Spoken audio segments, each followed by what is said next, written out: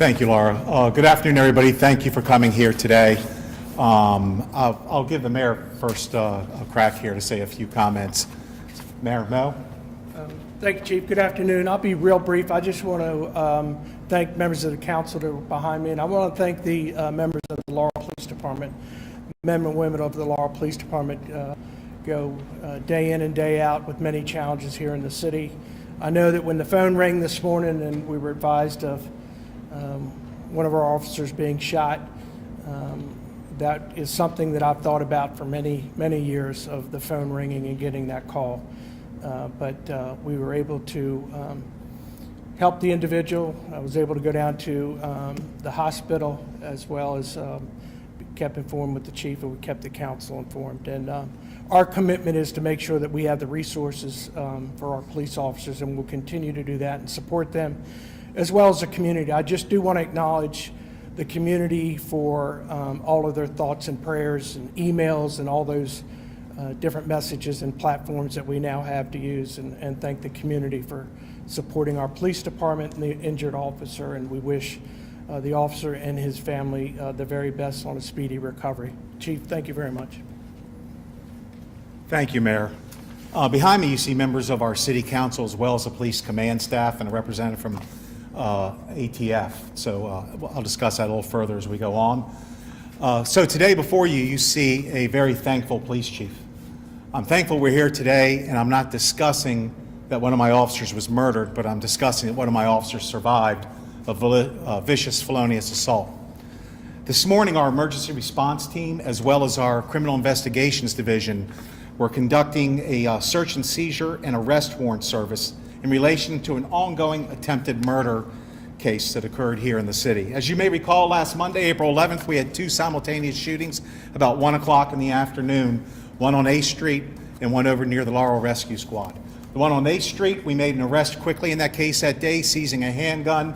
Unfortunately, that suspect was released out of custody that day as well. We made another arrest in that case a couple of days later of the second suspect. That case is now closed. The current case that we're here for today is a shooting that occurred up on Bowie Road. On that case, at approximately 1 o'clock in the afternoon, a suspect appeared and fired off 7 to 8 rounds at another individual and their vehicle. That individual was struck.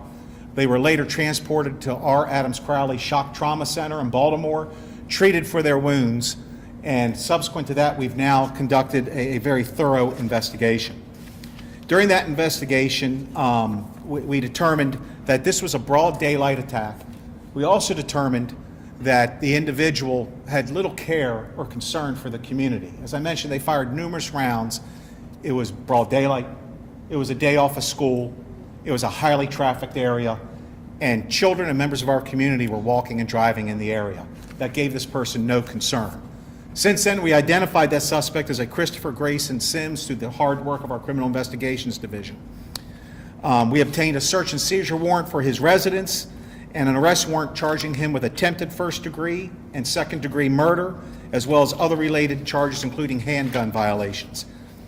As I mentioned earlier, officers from Emergency Response Team and our CID served those warrants just after 6 a.m. this morning at Sims's residence in the 100 block of Bryant Court here in Laurel. Upon conducting a breach and hold at the residence, and while officers announced their identity and presence, they were met with gunfire from the lone occupant of the home, Mr. Sims.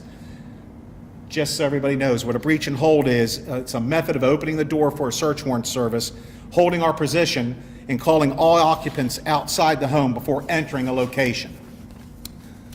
An emergency response team officer was immediately struck by that gunfire, suffering a gunshot wound to his arm. The victim officer is a 35-year-old male with over 6 years of service here to the Laurel Police Department. So I must note here that that officer heroically maintained his position after being shot, protecting the community and his teammates. He gave commands to the defendant while notifying other officers that he had been shot. He then continued to give commands to the defendant to also help maintain his safety, while again notifying his teammates that he had actually been shot. He was then advised by team leaders to move out of his position, while another ERT officer selflessly moved into that position knowing that an officer had just been shot at that same spot. All officers, including the officer who had been shot, maintained firearms discipline. We did not deploy deadly force out there. In fact, our officers de-escalated the situation with the defendant. They attempted to calm him and assure him that he would not be harmed or injured in any way, and he was not. Simultaneously, the wounded officer was given immediate medical attention by other officers, including the application of a tourniquet to stem the flow of blood from his wound. He gave direction to apply that tourniquet to the officers that assisted him. The suspect was subsequently arrested without further incident. 2 firearms were recovered from the scene. Our officer was quickly transported, again, up to shock trauma, our Adams Crowley, and the through and through gunshot wound was treated on his arm, and he was subsequently released. I offer my most sincere thanks to Dr. Scalia and his team of doctors and nurses up at Shock Trauma for their skilled care and treatment of our wounded officer. I'm also thankful and appreciative of the actions of all officers on the scene today. They maintained professionalism and displayed extreme courage during a dangerous event. I'm very proud of each of them and our entire department, not just for today, but for every day, as they serve this community during what I would describe as very trying times. Finally, the high level of these officers was on full display today. Their training was on display, from planning and executing these warrants, to their firearms discipline and de-escalation application, to their first aid training and providing care to a wounded officer. To my cops that were out there today, and all of you, thank you. My heartfelt thanks for helping our officer, your brother officer who was hurt so grievously. I also want to thank our partner law enforcement agencies who have been in constant contact with not just me, but the entire command staff behind me, as well as many members of our community that have offered their prayers and thanks for the officers and civilian staff here on the Laurel Police Department. In particular, the ATF has joined with us today. Special Agent in Charge Tony Chambers is going to be assisting us going forward. As I mentioned on social media, we've also seen your outpouring of kindness, and we appreciate that. It's always hard in doing these when you have an officer who's been so seriously injured. But I truly am thankful that this has worked out the way it has. I'd prefer it had never happened, but the fact they're doing better today than they were at 6 o'clock this morning, I consider a blessing. Earlier today, I was asked what the community could do to help right now. As you can plainly see by today's events, the women and men of the Laurel Police Department, indeed all of law enforcement, sworn and civilian, stand ready each day to serve their community and help protect it from violent people that would do extreme harm to the citizens we serve and our fellow officers. We are held accountable as police officers to perform these duties in a fair, constitutional, and caring manner while preserving the public peace. So in answer to the community's question, I urge you to please hold the entire criminal justice system to that same standard of accountability the men and women on the police department face every day, so that we can work more effectively together to stem the tide of violence we now see on so many of our fronts across our region and across our country. Thank you, and I appreciate the time you've given us today. We're ready to take a couple questions if anybody has any. Chief, it's a detail, but for clarity, I want to be sure that the breach and hold tells me that the officers breached the door but did not enter, and the gunfire came out to them. Is that accurate? That would be an accurate description. Across the threshold, yeah. We hold at the threshold. Very good. Another detail, a tactical detail that might help communicate to the public why you choose to do things a certain way. In this case, we use the emergency response team, I'm wondering why that was the choice, and I suspect it had to do with the nature of the crime on the 11th. So we look at the nature of the crime on the 11th and the extreme danger the entire community was placed in. You know, this isn't like TV. When these rounds start flying, they can land anywhere in anyone. So we took that into account. We take into account that firearm was still outstanding. So we have a responsibility to everybody in this community to make sure we do this as professional and safely as possible. So we look at the different avenues available to us to execute these matters, and the safest, most efficient way to do this, in our opinion, was the way we executed it this morning. I've received questions, why don't you wait till he's walking down the street? We don't want to end up in a gunfight on the street. We want to try to put things in as safe as manner as possible, not just for us, but for the community and for the person we're going to arrest. The goal is to get them before the court. Could you characterize any additional background on the suspect individual?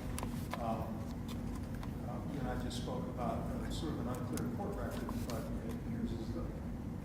what do you know? What can you tell me at this hour? So at this time, what I would just say, exactly what you said. We have a bit of an unclear picture, is what I would offer at this time.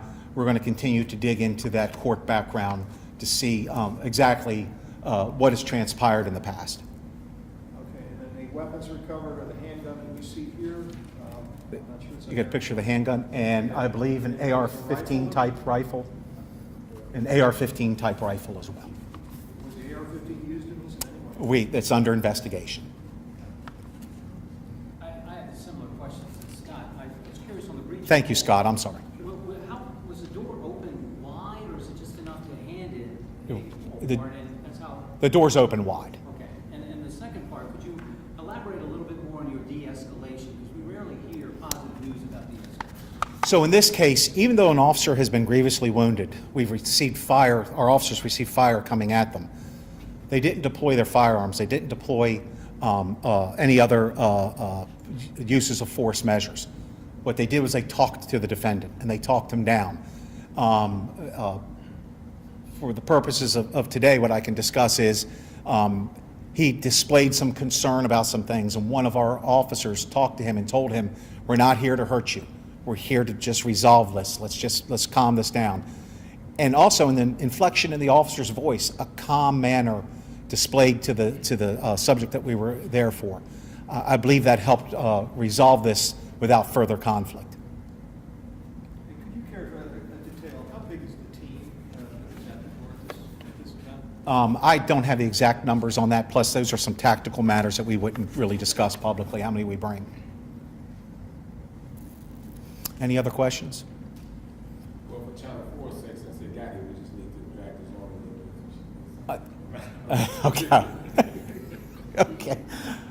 Okay. If I can close with this. If I could just ask the community to maintain our officer and his family, as well as the men and women that work with him, in their thoughts and prayers. This is a challenging time. I've been a police officer a long time. I've been through this before. This is hard to swallow because you're trying to do the right thing. You're trying to help maintain safety in the community, and something like this happens. And it is through the grace of God that I wasn't standing here for another reason. I'm thankful for that. I know the community's thankful for that. I know the mayor and council and our department's thankful for that. So everybody have a good day. Thanks. One minor